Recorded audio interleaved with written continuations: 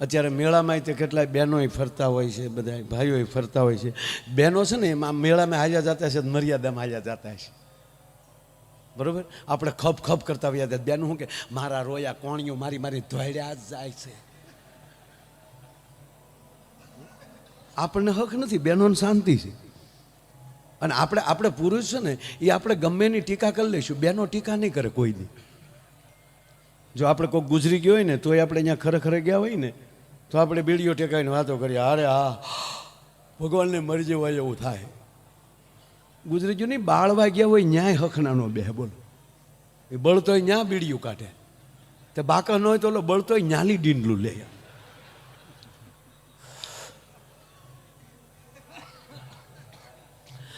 રામ રામ રામ રામ કડબના ભોળા ઘોડ્યા બળે બોલો જો છે માણસને વેલ્યું કાંઈ શરીરના હું ભરોસા. કાલ મારી વાડીએ આવ્યો હતો, હવે આવે તો કે છે ને, અને હવે આવે તો તોય વંડિયું ઠેકે ન જા દીકરા.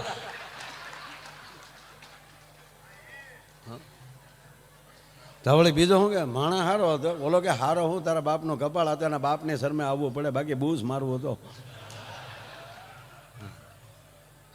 બોલો કે એ વાત સાચી છે. અમારા મંદિરમાં ફાળો લખાવ્યો હતો, પછી દીધા નહોતા તો કોશિયું મારીને તકતી પાછી ઉખેડી. જ્યારે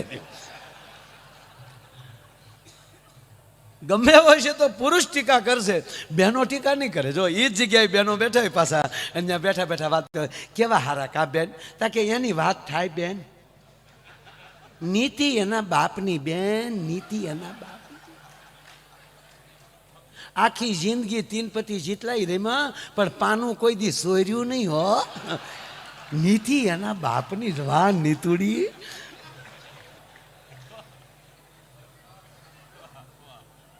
તાવળી બીજી બાઈ શું કે એમ તો એક આંખમાં ફૂલ હતું તો આપણે આમાં કેવું ટગર ટગર જતા કા. તાવળી બીજી બેન શું કે એમ તો બિચારા કોળીએ હાલતા પણ કેવું ઠડીંગ ઠડીંગ જાતા. તાવળી બીજી બેન શું કે એમ તો અમારા પાડોમાં રહેતા ને અમને બધી ખબર છે, રોજ દી આંખ મેં 3 કોથળી પી જતા પણ ગાળ્યું સિવાય બીજું કાંઈ બોલતા નહીં લે. તો એ હું ભજન ગાય તારો બાપ.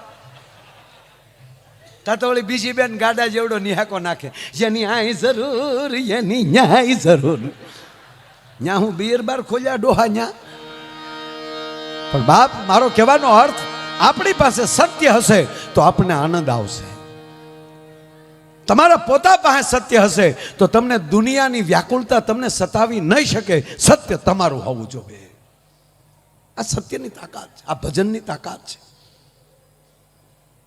25-30 લાખ માણસ સાહેબ જુનાગઢના શિવરાત્રિના મેળામાં આવીને વયું જાય અને એમાંથી કોઈને એમ કહેવાય ગયો ટાઢિયો તાવ ન આવે. લાખો માણસ પરિક્રમા કરીને નીકળી જાય સાહેબ, એક પણ એમ કહેવાય ગયો કે એક માણસને કીડી ન કરડે. આનાથી તમારે ધાર્મિકતાના મોટા પુરાવા બીજે ક્યાં લેવા જવા.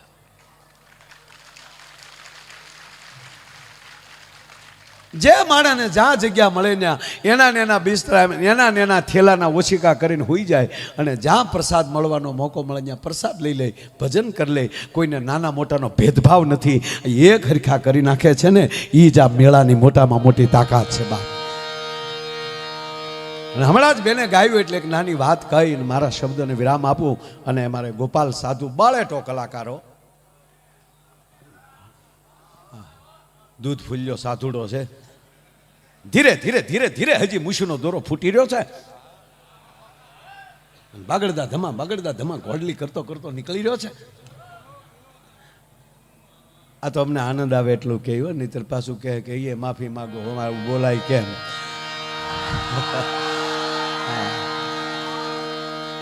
ના, સાધુનો અર્થ જ એ થાય કે જેની પાછળ સાધુ શબ્દ લાગી જાય.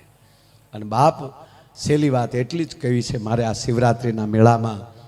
સવારે તો હું નીકળી જવાનો છું આજે, પણ મારા યુવાન મિત્રોને આજે જ પૂજ્ય મોરારી બાપુ સાથે બેઠા હતા. મેં ઇન્દ્ર ભારતી બાપુ પાસે પછી આવીને બેઠા. બે સાધુડા પાસે વાત એક જ મળી કે વર્ષોથી અમે મેળા જોતા આવીએ તો પહેલાં વડીલો જ મેળામાં જોવા મળતા. આજે જે કરો લાખો.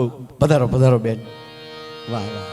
બેન શ્રી લલિતાબેન પધાર્યા છે, તાળીના ગગડાથી આપણે એમનું સ્વાગત કરો. કીર્તિભાઈના પરિવાર વતી બેન આપનું આટલે હાર્દિક સ્વાગત કરીએ છીએ. એટલે બાપુ એ જ વાત કરતા હતા કે જે અત્યારે યુવા ધન જે આવે છે સાહેબ, ઇન્દ્રભારતી બાપુ તો એવું બોલ્યા કે પેલા મેળામાં આજથી 30-40 વર્ષ પહેલાના મેળો શિવરાત્રીનો જોઈ તો 1000 કે 2000 માણસની વચ્ચે તમને 10 કે 15 યુવાન જોવા મળે જે વડીલોને લઈને આવ્યા હોય.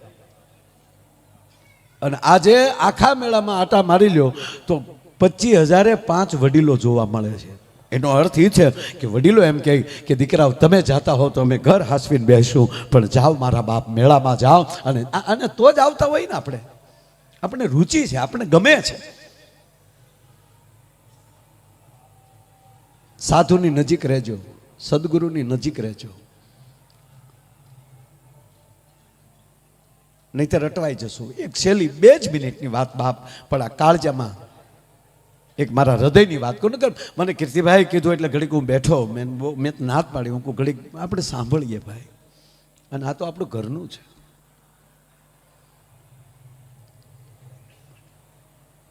કોઈનું અડધું સાંભળેલું સત્ય ન માનવું. કોઈ વ્યક્તિને રૂબરૂ પરિચય થયા પહેલા એના માટે કોઈ દી નિવેદન ના આપવું. ટૂંકો દાખલો, કીર્તિભાઈ આપ બધા યુવાનો બેઠા મારા ભાઈઓ છો. આપણે ભગવાન રામના ભાઈ તો નથી ને? આપણે મહારાજ દશરથના દીકરા તો નથી ને? આપણે સુમિત્રા નંદન તો નથી ને? લક્ષ્મણ તો ઈ હતા, શેષનારાયણનો અવતાર હતા, દશરથના દીકરા હતા, ભગવાન રામના ભાઈ હતા.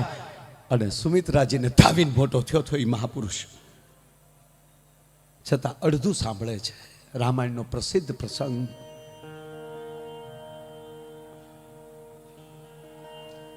બાલકાંડના 127માં દુહાથી આ પ્રસંગ ચાલુ થાય છે. ભક્તિ રામાયણમાં યુવાનો ડોક્યું કરજો, જીવતા શીખવાડી દેશે રામાયણ. પૂજ્ય મોરારી બાપુથી લઈ અને મહાપુરુષો ગામડે ગામડે રામાયણ નીકળ્યા અને એટલી જિંદગી જેને કાઢી નાખી, આ ધર્મને જીવતો રાખ્યો. આવા સંતોએ આ ધર્મને જીવતો રાખ્યો. પોતાની જગ્યાઓમાં હરિહરો રાખીને આવા ભજનો કથાઓ કરાવીને, શાસ્ત્રોના પઠન કરાવીને સાહેબ આવા જો વાંચતા શાસ્ત્રો થઈ જાય ને. પધારો પધારો મયુર દાદા, પધારો. વાહ વાહ. 2 જ મિનિટમાં મારે આ પ્રસંગ પૂરો કરી લેવો છે મારા બાપ, કારણ કે હજી આ બધાને સાંભળવાના.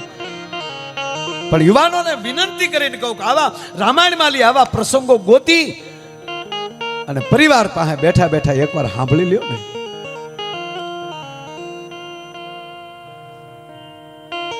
લક્ષ્મણ તો ઈ હતા.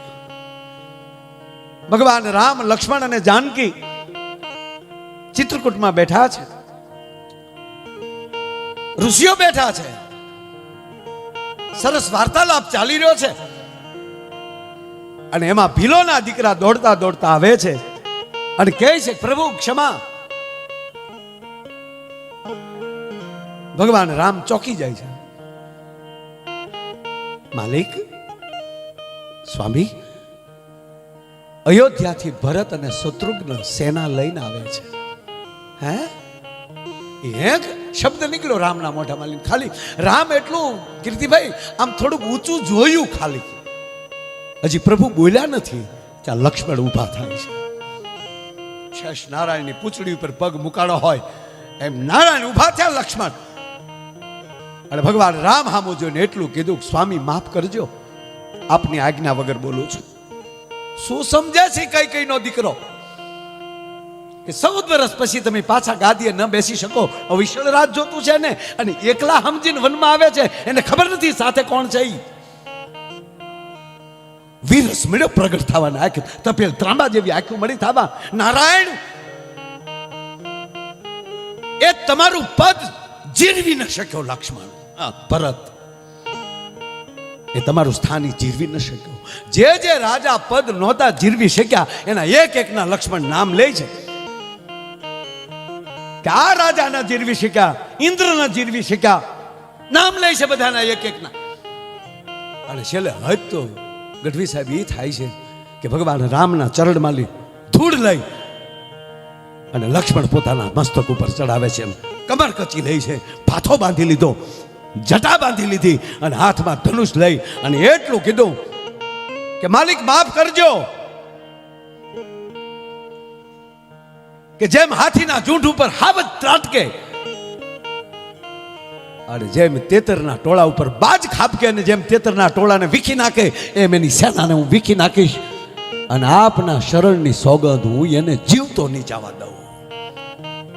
ભગવાનને બોલવાનો મોકો નથી આપતા લક્ષ્મણ સાહેબ. આકાશવાણી થઈ અને દેવતાઓ બોલ્યા કે સાવધાન લક્ષ્મણ, વિવેક વગરની વાણી છે એ માણસને નાના બનાવી દે છે. આપ આદર્શ ગુમાવો છો.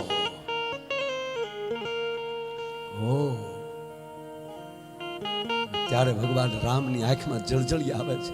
એ ગાંડા, તું કોની ભેગો છો ઈ તો જો.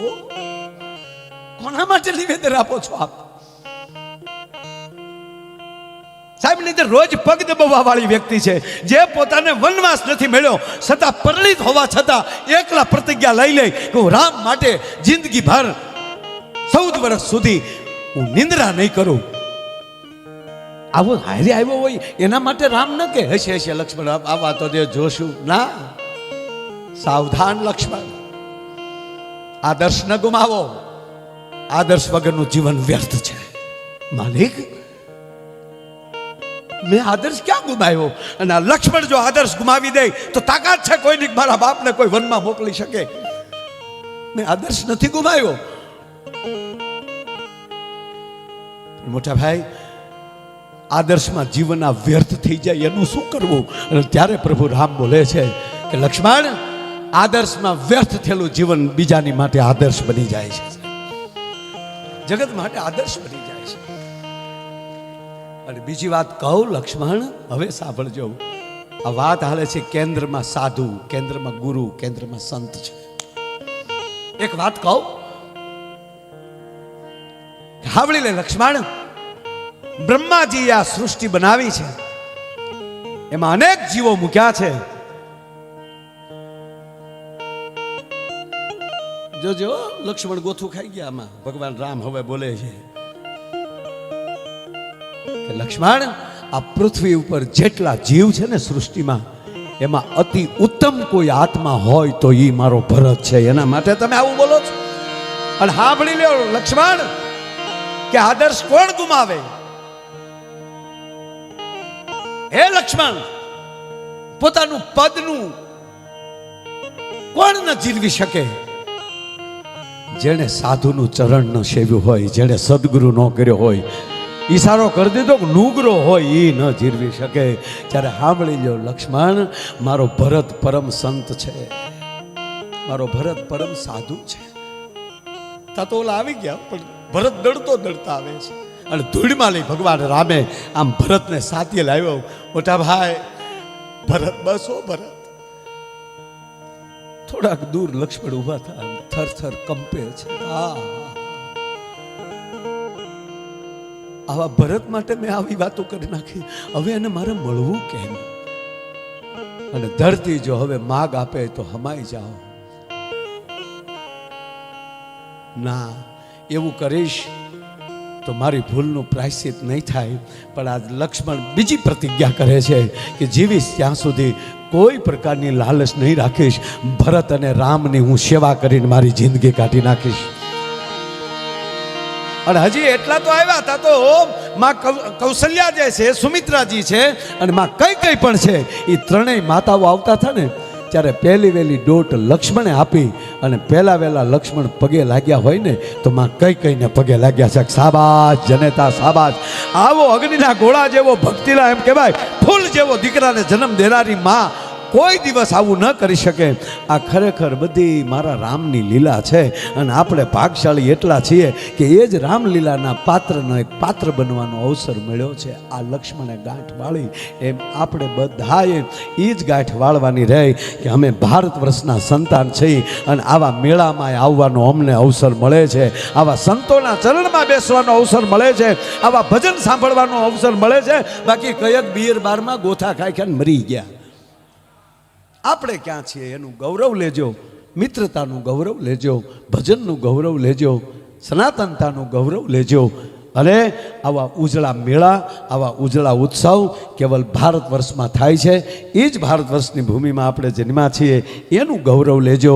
અને આવો જ્યારે મેળો દર વર્ષે કાંઈ પણ વચ્ચે વચ્ચે જે કાંઈ આપણા ઉત્સવ આવે એ ઉત્સવનું આપણે ગૌરવ વધારીએ અને ગૌરવ સાથે આવા પ્રસંગો લઈએ અને આવા પ્રસંગોમાં લાભ લઈએ એવી આપ બધાએ ફરી વાર શિવરાત્રિ, મહાશિવરાત્રિની આખી દુનિયાને ખૂબ શુભકામના. આ 2026નો મહાકુંભ ગણી લ્યો આપણો.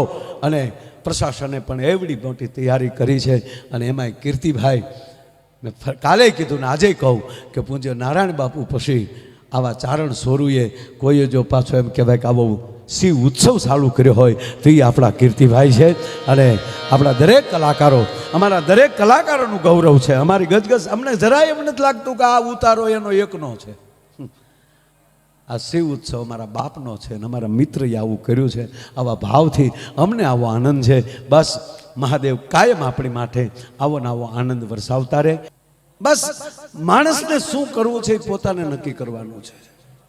એને કેટલું આનંદમાં રહેવું છે, એને કેટલું મોજમાં રહેવું છે, એ નિર્ણય આપણે કરવાનો છે ને, આપણે ને આપણે પોતાને.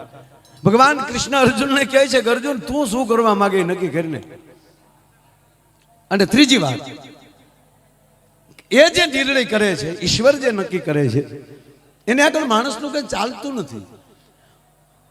એક ભાઈ મને પૂછ્યું, મને કે માય ભાઈ સુખ કોને કહેવાય ને દુઃખ કોને કહેવાય? મેં કીધું આપણું ધાર્યું થઈ જાય એ બધું સુખ, એને માણસ સુખ માને. અને આપણું ધાર્યું ન થાય ને એને દુઃખ. હું હમણાં અમેરિકાથી આવતો હતો તો વચ્ચેથી પ્લેન પાછું ફર્યું અને અમને કુવેતમાં ઉતાર્યા. 3 દી કુવેતમાં ધુબાકા કર્યા. બોલો એને દુઃખ કહેવાય? પાછા ફર્યો ને નકર રાખ્યા હતા 5 સ્ટારમાં જ. તે એમાં કઈ હળવું તો નહોતું.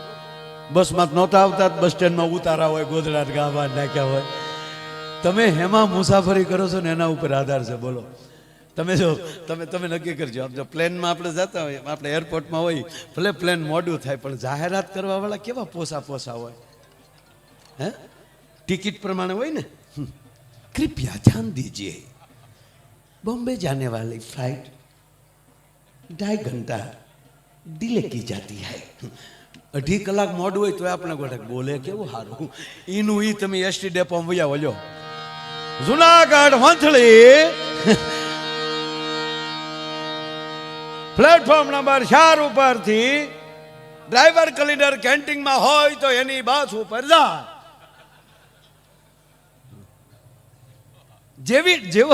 જેવો તમે ખર્ચો કરો એના ઉપર આધાર. એટલે જીવનમાં મોડું જીવવાનું તમે આપણે નક્કી કરી લે કે રિક્ષા જ લેવી છે અને એની અંદર જો તમને સુખ આવતું હોય તો તમે કોઈ દી ટેક્સી નહીં લઈ શકો. અને જો તમારે ટેક્સી જ લેવાની ઈચ્છા છે, તમે પ્લેન નહીં લે. આ બધું ભાડે જ દેવાની વસ્તુ છે. બોલો આપણા ભાગ્યમાં ભગવાને લખ્યું હોય કે તમે ડ્રાઈવર થાઓ, પણ ડ્રાઈવર હેના થવું એ તો આપણે નક્કી કરવાનું. ભાગ્યમાં લખ્યું છે ડ્રાઈવર, પણ ધારો તો પ્લેનના ડ્રાઈવર થઈ શકો, પાયલોટ બની શકો, પણ ઘૂમ જ કરવું છે.